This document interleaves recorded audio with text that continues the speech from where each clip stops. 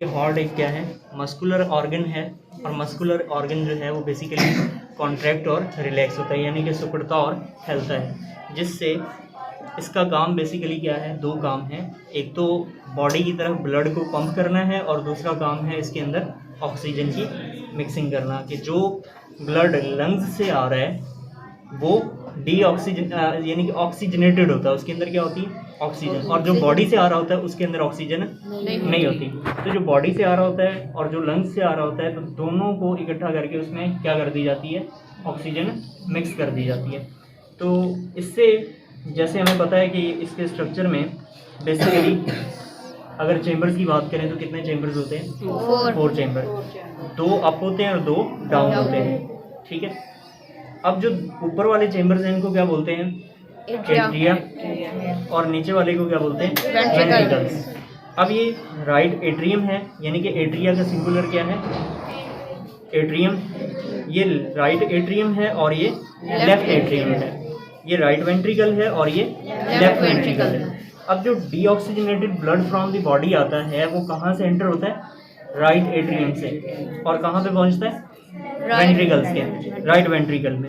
और जो oxygenated blood आ रहा है लंग्स से, जिसके पास ऑक्सीजन है और जिसकी मिक्सिंग करनी है डीऑक्सीजनेटेड के साथ, वो कहाँ से एंटर होता है, फ्रॉम दी लेफ्ट एट्रियम, और कहाँ पे पहुँचता है, लेफ्ट वेंट्रिकल के अंदर। और यहाँ से फिर इसे वापस से पंप कर दिया जाता है towards the body, oxygen mixing होने के बाद। लेकिन इसके अंदर ब्लड के फ्लो को यूनि डायरेक्शन रखने के लिए, एक ही तरफ फ्लो करवाने के लिए क्या चीज़ मौजूद है, वॉल्व मौजूद होते हैं।